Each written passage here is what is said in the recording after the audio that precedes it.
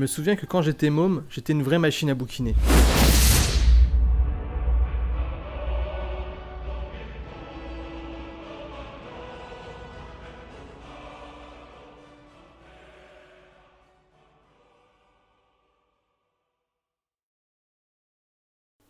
Tout y passait, rien ne me faisait peur.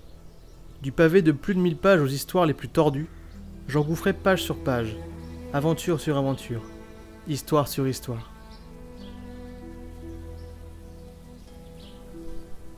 Car c'est de ça qu'on parle ici, d'histoire. Des belles, des sombres, des farfelus ou des très terre-à-terre. Comme dans un refuge, je me cachais dans l'imagination, dans des couloirs sinueux où personne ne venait jamais me déranger.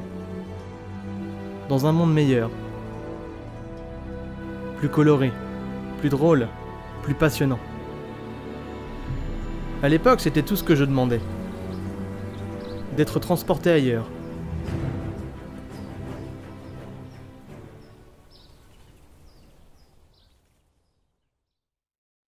De vivre, bien que par procuration, de grandes aventures.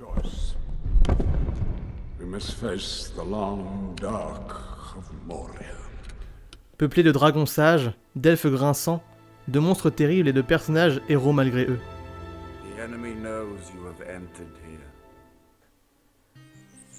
Aujourd'hui, je ne suis plus un enfant, et malgré l'émerveillement qui est toujours le mien quand je plonge tête la première et me fracasse sur les pages et les mots, je désire plus. Je veux aller plus loin. J'ai trouvé d'autres façons de vivre des aventures, d'autres façons de les appréhender, car ce monde ne se cantonne pas à la simple littérature. Ses déclinaisons sont multiples, et il motive de nos jours d'autres médiums, mais prodiguant toujours ce frisson, cet élan si particulier. Aujourd'hui, je cherche à comprendre pourquoi ce besoin d'imagination, qui semble habiter tant de monde, existe. You must learn the ways of the Force. Comment il est créé? Comment les livres prennent vie et mettent en branle une machine cérébrale en général bien peu inspirée? Comment un auteur, à la force de son travail, peut susciter une telle frénésie?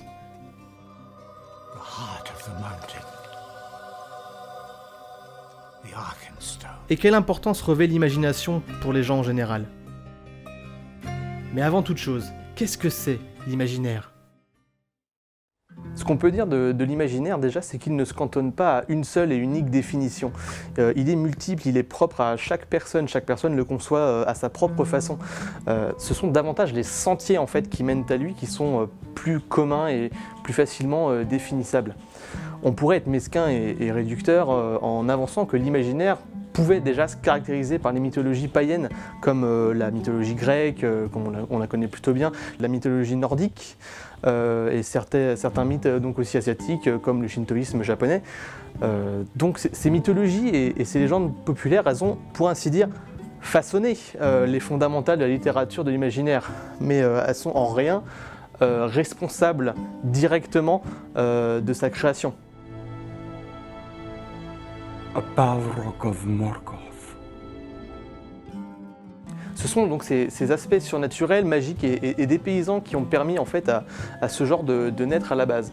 Il a fallu d'ailleurs attendre la période post-industrielle pour que des histoires parlant d'un surnaturel autre que celui donc découlant de la religion chrétienne et donc ayant un rapport plus ou moins direct avec Dieu ne puissent devenir en fait recevables d'un point de vue public, politique et culturel. Et c'est au XXe siècle et notamment donc pendant l'entre-deux-guerres en fait qu'on voit les nouvelles et histoires traitant de sujets imaginaires devenir beaucoup plus populaire. D'abord, un genre méconnu et considéré comme ne faisant pas partie de la véritable, la vraie littérature dans le sens commun qu'on peut avoir aujourd'hui, notamment en France. Donc l'imaginaire, il a su donc au gré des supports se tailler vraiment la part du lion. Good. Twice the pride, double the fall. Il était déjà présent au cinéma, notamment grâce à l'expressionnisme allemand à partir des années 10, des années 20 et des années 30, dont on retient par exemple Nosferatu qui est excessivement bien connu de Murnau et Métropolis de Lang, peut-être un petit peu moins. On retrouve ce qui deviendra donc la fantasy et la science-fiction actuelle dans des magazines pulp ou tous les mois, présentant en général plusieurs nouvelles donc de personnes, je pense notamment à Lovecraft. Bunch of freaks. You're a bunch of fucking freaks. Donc chaque sous-genre, en fait, sachant apporter sa propre dimension philosophique et sociétale, il permet en fait de faire écho aux crises, conflits et horreurs qu'on a pu donc subir en fait au XXe siècle. Donc les guerres, les conflits armés, la montée en puissance des nationalismes, ce genre de choses. C'est d'ailleurs de ça que découlent beaucoup de dystopies, ce genre de choses qui ont été beaucoup écrites, notamment par George Orwell. Mais sa véritable racine, donc ça reste ce besoin quasiment viscéral en fait, de l'homme d'inventer, d'imaginer, à se transcender, à explorer des horizons nouveaux qu'il sait pourtant qu'il ne verra, pour ainsi dire, jamais de ses yeux.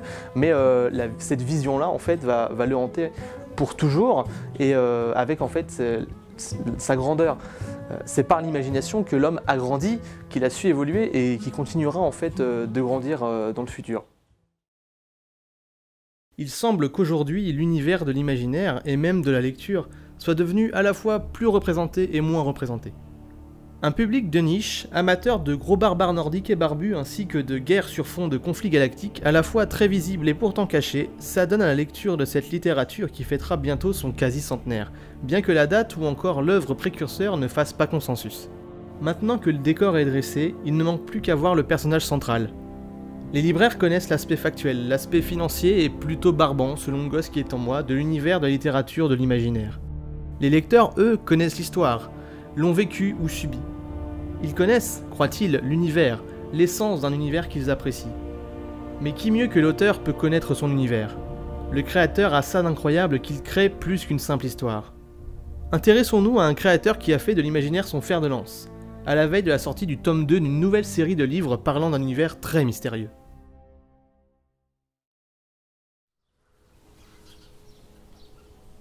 Donc, je suis Adrien Thomas, je suis écrivain essentiellement fantasy, fantastique.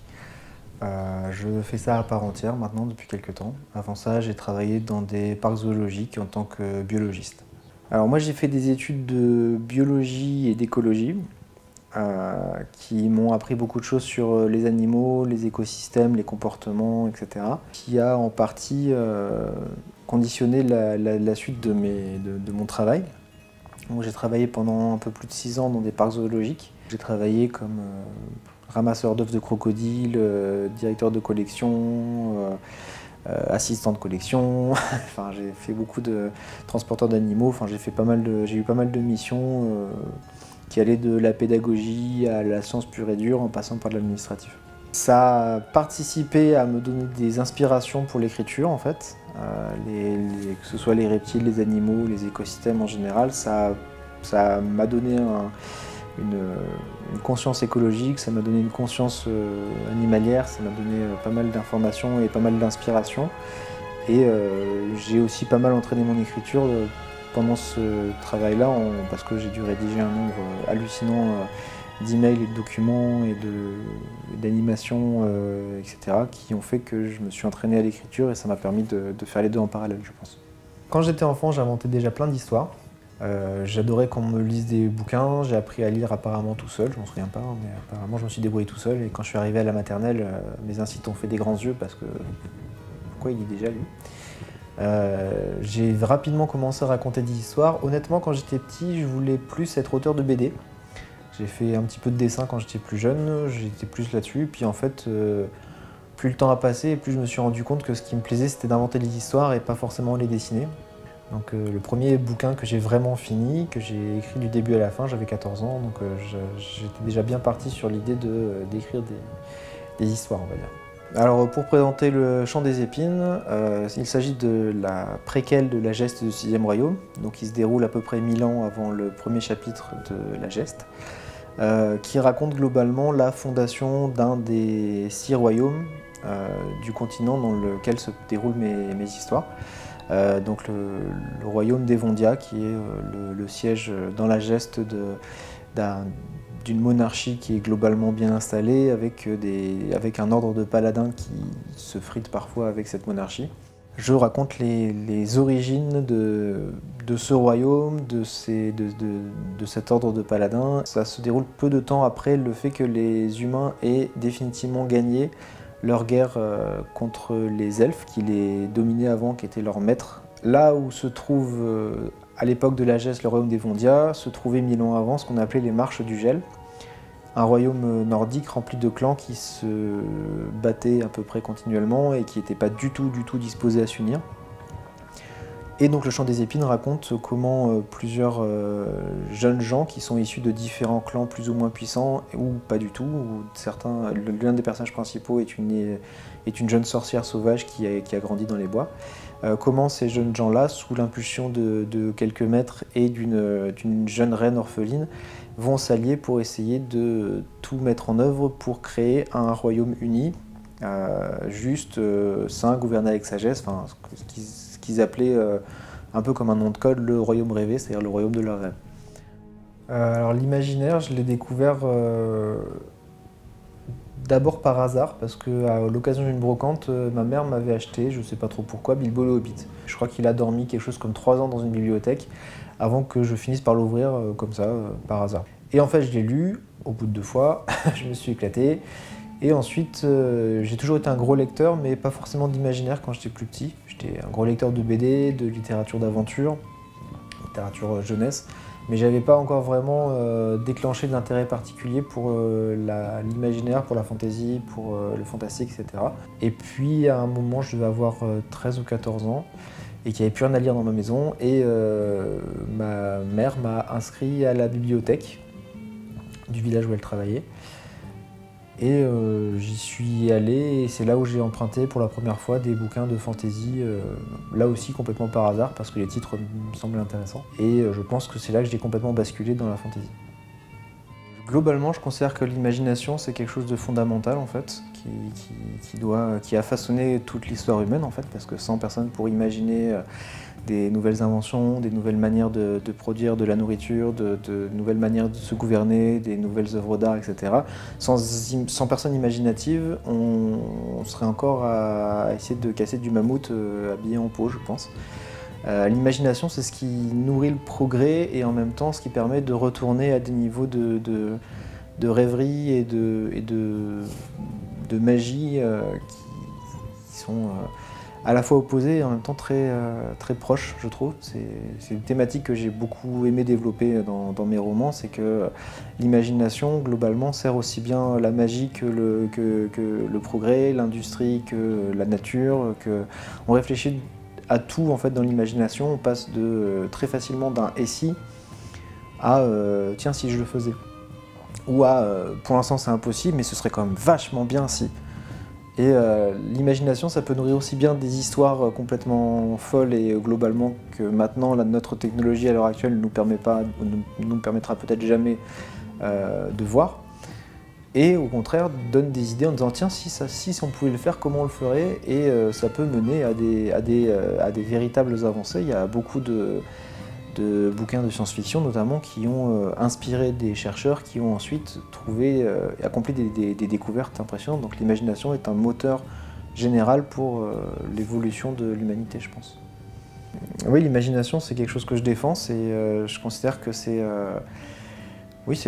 très important d'imaginer un monde meilleur, d'imaginer un monde différent, d'imaginer d'autres manières de voir les choses, d'imaginer comment changer les choses. L'imagination, c'est ce qui permet d'avancer en fait. Et quelqu'un ou un pays ou un peuple ou une culture sans imagination, c'est pour moi des gens qui sont destinés à s'éteindre et à ne pas marquer l'histoire, parce que l'imagination, c'est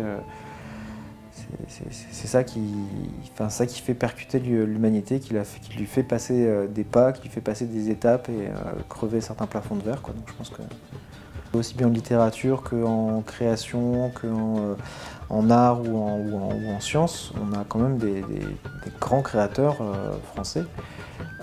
Mais à mon avis, la population française en général ferait mieux de s'inspirer de ces quelques créateurs plutôt que de suivre aveuglément des gens qui leur disent de faire comme on a toujours fait en fait. Pour conclure ce petit voyage, il faut dire que l'univers de l'imaginaire est en perpétuelle expansion. Il grandit de jour en jour, explore de nouveaux horizons. Ses représentants s'enorgueillissent d'une expérience et d'une réussite bien méritée. Ils se détournent, s'adaptent, se transforment au gré des médias, des plateformes, au gré des gens qui le façonnent, des idées, des inventions. Et qu'il soit fait de batailles épiques, d'aventures extraordinaires ou de conflits intergalactiques, Il permettra toujours à ceux qui le veulent de voyager, de vivre, au-delà d'eux-mêmes et au-delà du réel. Mon voyage pour le comprendre, pour l'appréhender et l'apprivoiser, ne fait que commencer.